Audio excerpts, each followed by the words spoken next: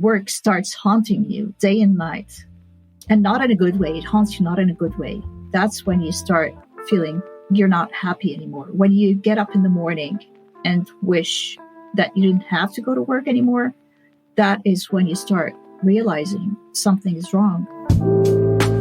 Welcome to the Side Hustle Lounge. If you're looking for flexible ways to earn income, grow your mindset, and live the lifestyle you've always dreamed of, you're in the right place.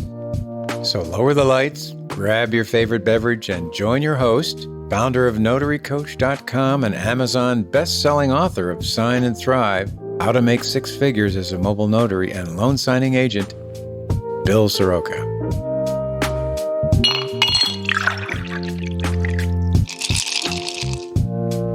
Cheers, and welcome to my next guest today, Batoul Ajlouni. Batoul, thank you so much for being here today.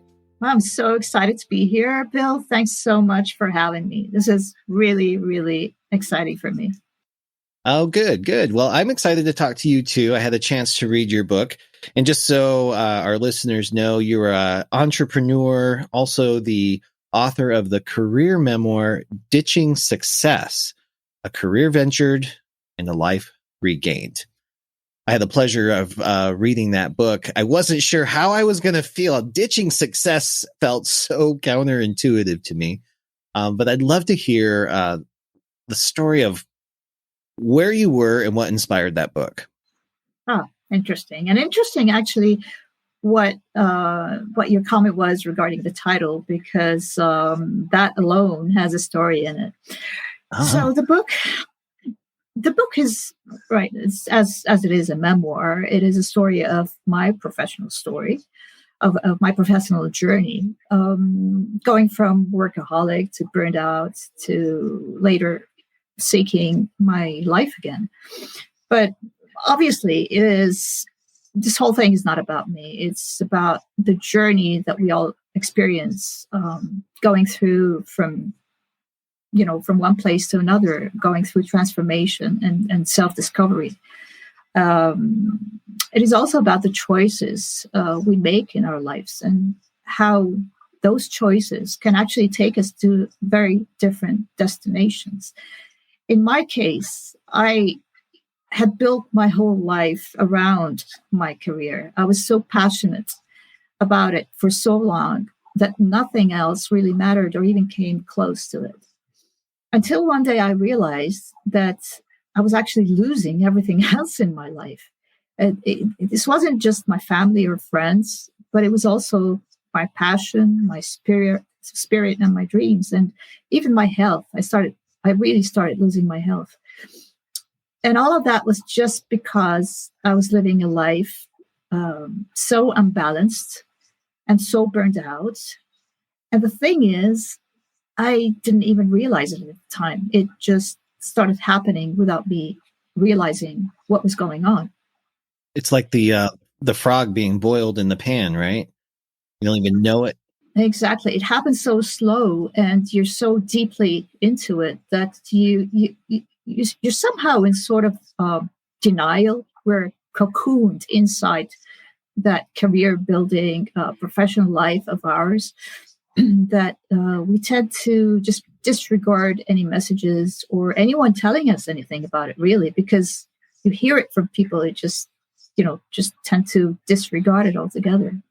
Yeah, like that's not me. That's definitely not me. And you tend to give good explanations and good reasons for it. Justification, yeah. Justifications and all of that.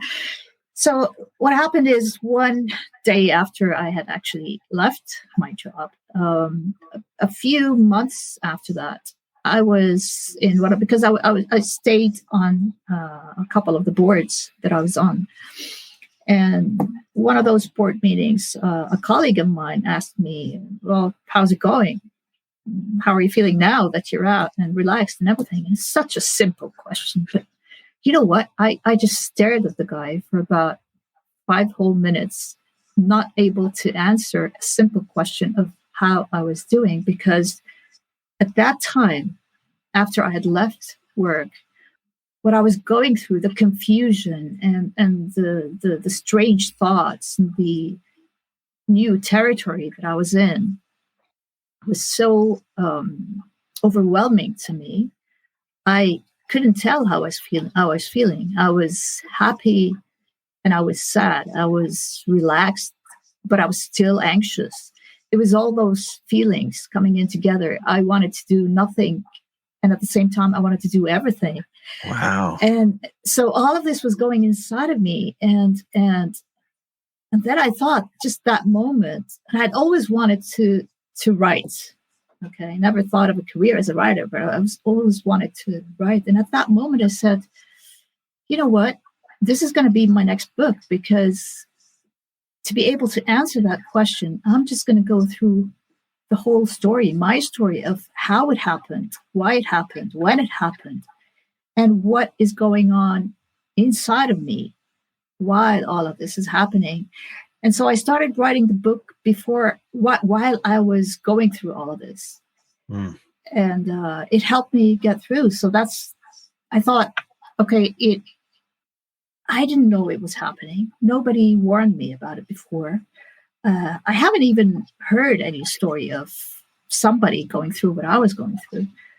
So I just said, it'd be great for me to share that story with others. And so they know this is what happens and they're not alone in it. And that's how it came about.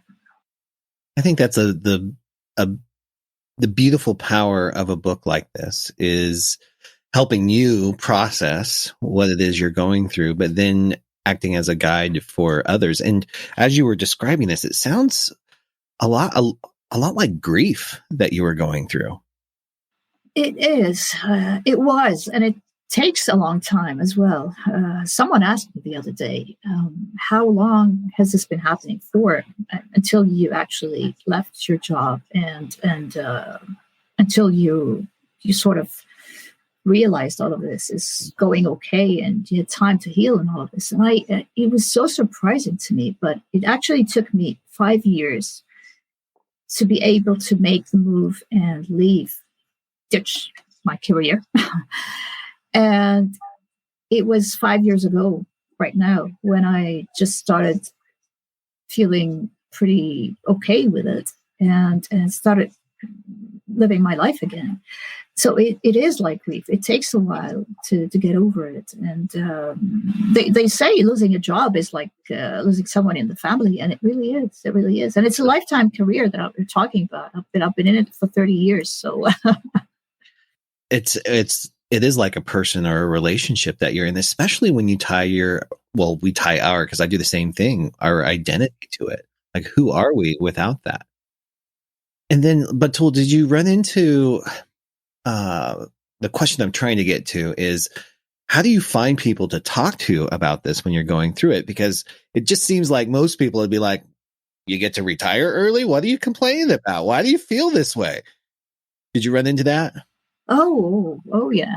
Especially if you are actually like I was, the type of person that I was very vocal about people who felt tired from working, people who wanted to retire early or just stay home and do nothing, or regardless of what it is. I was one who always promoted hard work and nothing but work. And when all of that happened, I felt pretty bad to start with, because it was sort of a hypocrite that I felt like, especially to those youngsters, the youth that I mentored. I had to do a lot of explaining of why I was doing this. I didn't have the answer. And that was the problem. All I said at the point was that I am burnt, I am tired, and I cannot do this anymore. This is not me. I've changed into a different person, somebody that I don't even know, and I need to just take a break. How long? I have no idea. I just need to take a break. And so everyone was hoping that I didn't just sit still and do nothing. And that was part of the of the struggle you go through after you make the decision. It's because you don't know where you're headed, and you have to, think of what has become of you, and will you ever heal, and will this ever be okay again? So it's really something. Yeah, it definitely is. And that's one of the big questions even I have. Like, I get asked quite often, what's retirement look like for me, or when will I stop? And I have no answer. I can't even picture what life would be like without my passion projects and what I'm in and what I've identified myself with. So that's really, as I was reading your book, I was thinking, I don't know. Like, I could relate in some ways because I have no idea. And the other thing that I was struggling with was, how do you know? So what were your signs as you were discovering this about yourself? So before it was, I think the signs started when I started feeling that everyone else was hyped about all the new projects that we had and the expansions that we had at work and everything. And I started not having that same feelings that they had. And that was very strange because I was always very positive about everything. It took place bit by bit, but the more anxious I became, the more tired I became, the less passionate I became about everything that we were doing. And it showed, and it reflected on to everyone else. So it was noticeable. It was clear that something was not right. But again, you just say, okay, so we're tired. We've been doing a lot of work. It's just physical. Take a day or two a break. Take your vacation for a week or two, and then things will be all right. You do that, and it haunts you.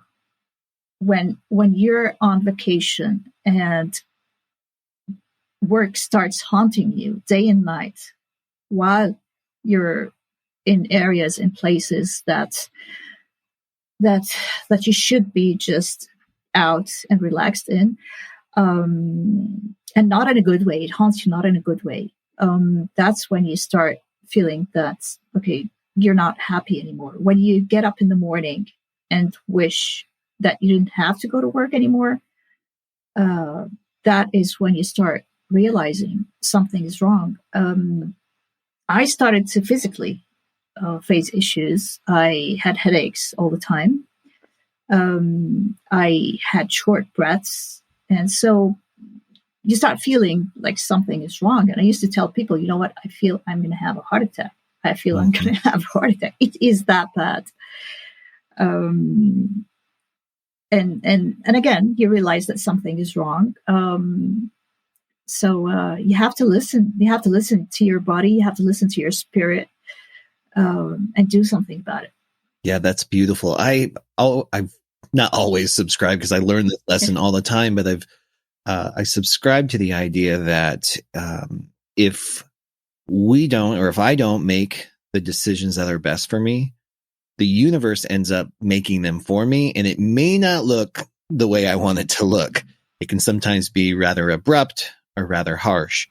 But I do think that through the body, I don't think the body ever lies, if we can get into our body and listen to it in our spirit. But do you think your spirit was whispering to you along the way and you just ignored it? It was. It was. And again, what happens is we're so cocooned inside ourselves and in that great denial that, no, this is just normal. This is just normal. The thing is that something fights. It seems like something inside of us fights that spirit that whispers, and it just refuses to believe that it's happening to us because of where we were. I mean, if you, having worked so hard for 30 years, and so many people go through this, we've done. Well, I say we because the others have done that. My colleagues and my partners have done that as well. We've done for years sometimes 20-hour days, 16-hour days, continuous weekends, public holidays, whatever. And we used to enjoy it all the time. So your head refuses to accept that you are somewhere in a place where you can't take this anymore. It's a fight that happens inside of us. And that's part of the struggle, because your head said something, and your body and your heart and your spirit want something else. It's figuring out that struggle is what you go through, not just during the phase when you actually, until you make that decision, but afterwards. That's even harder, because then you have to figure out your future too. Because those of us who are workaholics, who've been doing this all our lives, are not the type of people who would just sit and do nothing. And so you start thinking, okay, so what do I do? But when you are in that struggle, it's hard to make decisions. And my advice would be just take a break. Let it simmer. Relax. It'll happen. And don't panic. Don't panic, as I tell everyone, because I did. I panicked for a while. I already have a little bit of anxiety just thinking about it. I did. Exactly. Well, what does that simmering look like? Are you a meditator, or what do you do to tap in? And here's where I'd like you to, maybe you can help me too, because one of my biggest disappointments in the way that my brain works, or my heart works, or the world works, whatever, is that the voice of my heart and the voice of my head often sound exactly the same, and I can't tell which one I need to listen to. I think, well, first of all, don't plan it. I would say don't plan it. Because it will just happen the way it has to happen, the way it has to take its time. It starts leading you in a way. I would say, for me, just being in the outdoors, being out in the nature is something that will really take my mind off of any issues that I had. My husband and I are really into the great outdoors. We're really into hiking and being in mountains and all of that. What I loved most about hiking, and I talk a little bit about this in my book, is the fact that you are so into the moment in every step you take, especially if the hikes are sort of not your easy trails, marked trails and all of that. You have to do some scrambling, you have to do some up and down in canyons. So you need to watch out every step of the way, or else you'll hurt yourself. Doing that without feeling it, and of course being in nature and the fresh air and everything, you tend to realize a few hours down the line that your brain is actually clear and you're refreshed. So that's really one way. That was my meditation. I did a bit of that. I wanted to travel. I love traveling. I wanted to travel, and I thought, okay, traveling will definitely take my mind off all of it. Of course, COVID came and changed all of that for me, and there you have it. Yeah.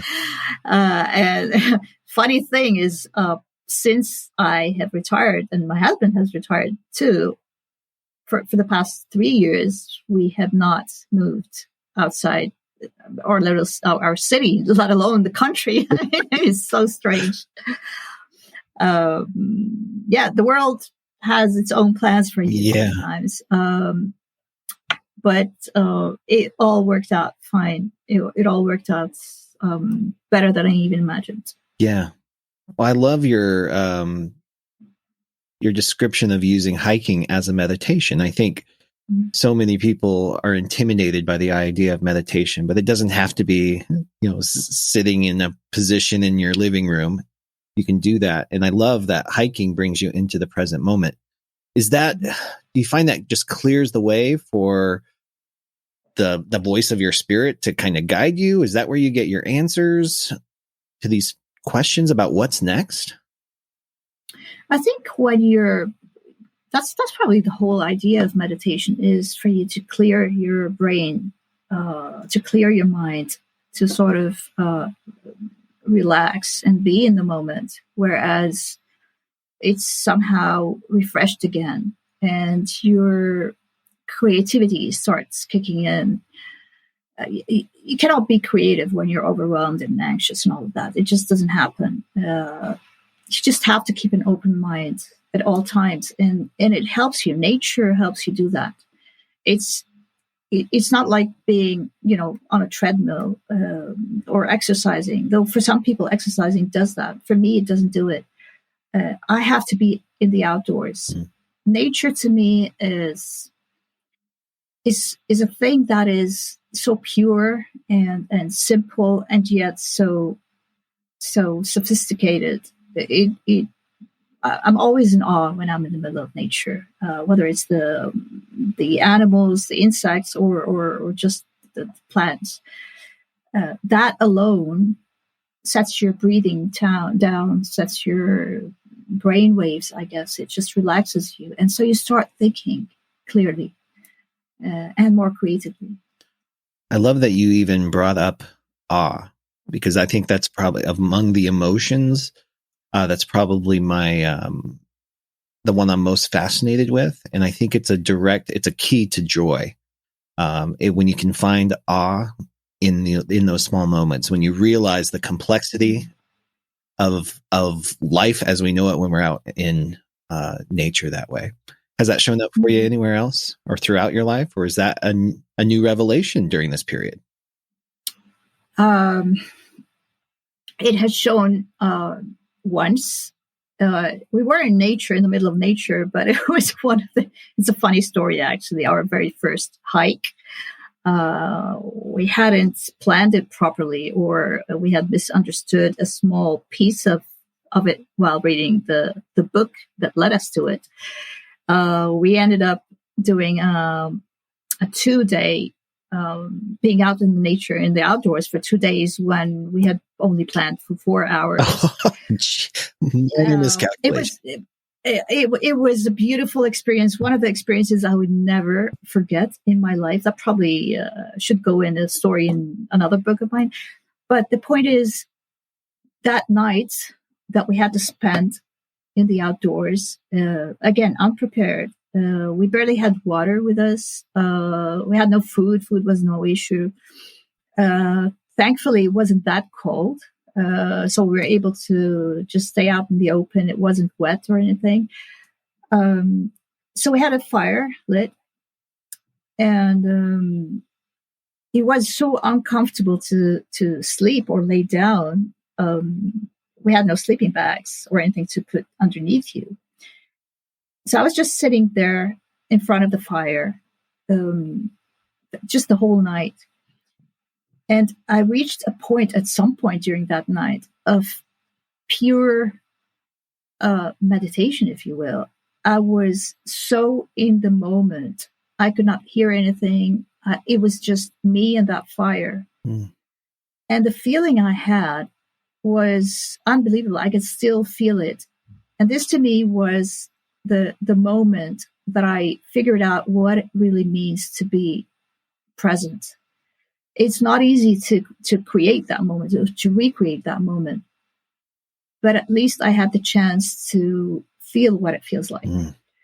And it's amazing. It was really amazing. It is so refreshing and so cleansing that it's great. So, yeah. And turned out okay. Next day, we were able to leave that place. But funny enough, that was the experience that got us hooked to hiking. I love that. Thank you for sharing that too. And I agree. I think that I've heard stories of this. In fact, an author I've enjoyed, he wrote The Power of Now, Eckhart Tolle. And he speaks of a similar experience when just all the colors were more vivid. see the outlines or the more detail in the trees and everything around him. And that's that level of present moment that I think I've gotten close, but not to that level yet. So need a little more meditation experience, but that's beautiful. Yeah. I want to circle back to the title of your book and how that came about, Ditching Success. So it was very hard for me to find the proper title for it. And I went through several. I asked a lot of people. I had several focus groups for the different titles and everything. And none of them was really moved me personally that I was really, I thought this is it. This is it. In something, and then one day I just thought, it came out. Okay, it's okay. So I was successful, and I let all of this go. And I wanted a very strong word to sort of contradict success. And when I used the word ditching, and I asked people, and they thought this is pretty strong. Many of them thought it is pretty negative. But I wanted that conflict to show, because this is what the whole story is about the struggle that goes with where you want to be, your dream of being successful, your dream of having that career.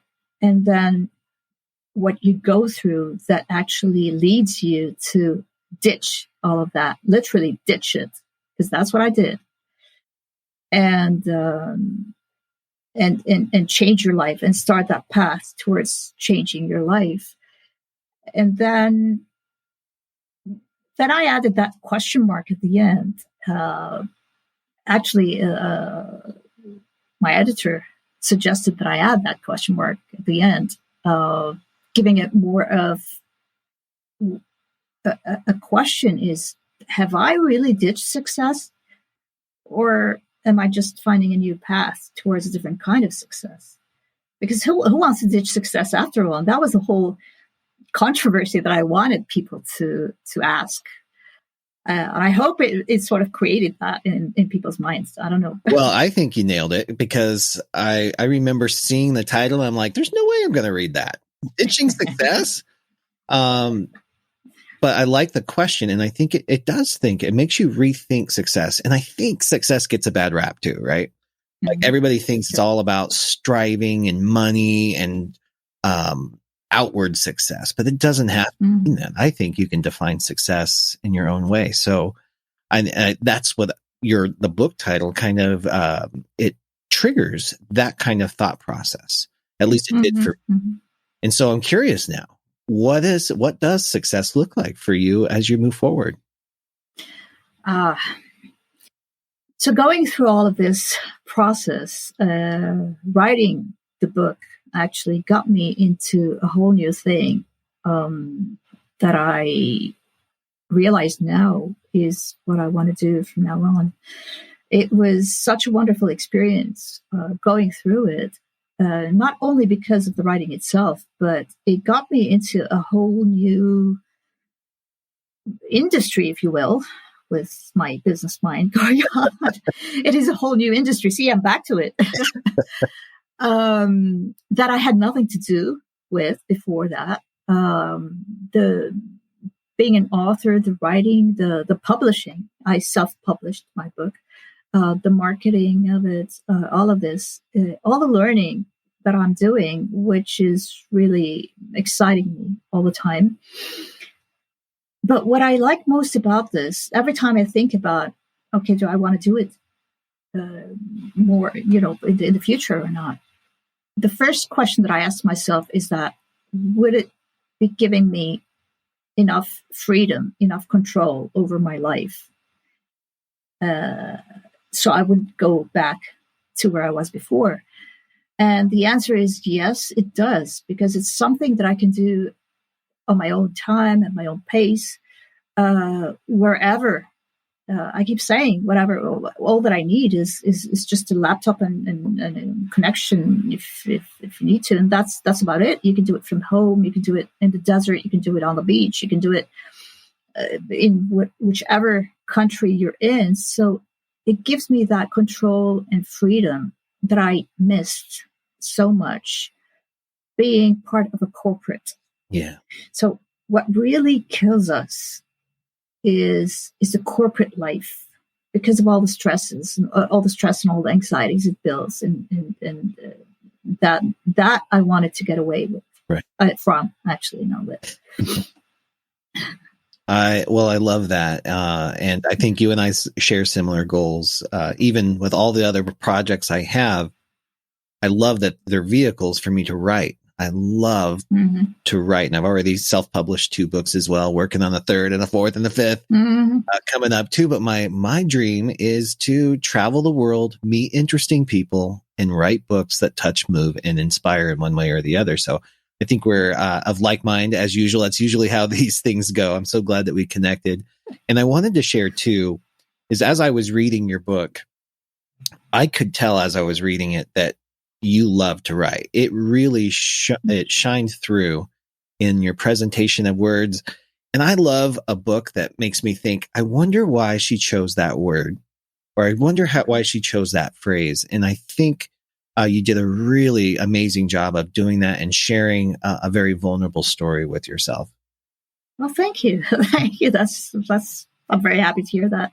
As we close out today, what final remarks or last bit advice do you have for someone possibly going through this or discovering they might be going through something they didn't even know about? Yeah. Well, it's actually, as we grow older, things that were most important to us change and shift. We tend to go through this, and they change to areas that even we cannot feel or believe that is possible. At that point, we really need to evaluate our lives. At times, it may even require us to start all over again, start our lives all over again. And this is what I did, actually. When that happens, I just think it's best to not be afraid to do that. Okay, so open your mind, give yourself time and space, and the space that you deserve to make that change, to go through that change. The path to self-discovery can sometimes be triggered by the most difficult choices we have to make. I chose to ditch my successful career at the height of it in order to regain my life. So regardless of the results, the journey itself will actually heal you. It will surprise you, as it surprised me, actually. It will take you to places that you haven't even thought about. And this is exactly what happened to me. Dropping my dream career was one of the most difficult decisions I had to make, one of the most difficult choices I had to make. But after a while, I realized how blessed I was to have taken that leap, because now I'm creating a whole new journey, okay, a whole new path that I could journey through, and it's just proving to be an amazing adventure. I'm loving it. So my message to everyone is just to be hopeful, have faith, take that leap. Okay, and great things will happen. It'll all work out in time, regardless of what the issue is. It doesn't have to be burnout from work. It could be any self-discovery journey that we go through. Just take the time, be hopeful, and it'll happen.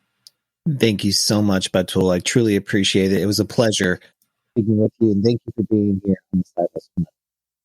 Thanks so much, Bill. I really enjoyed this, and I really love your show, and I wish you all the best of luck with everyone else as well.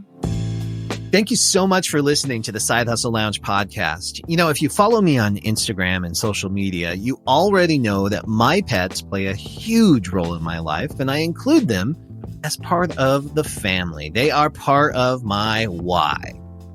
Dexter and Violet bring so much joy and love into my life that I always want to make sure that they are well tended to and healthy. That's where my Toto pet insurance policy comes in.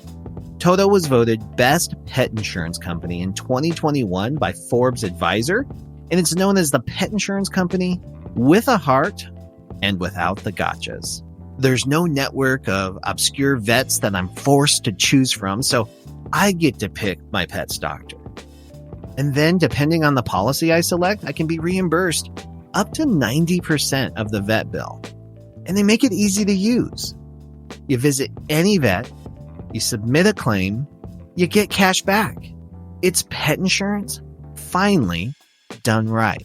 If you'd like to support the show, get coverage for your own fur babies, and maybe even give yourself some peace of mind at the same time, get an instant quote today on Toto's easy-to-use website at sidehustlelounge.com/Toto. That's Toto.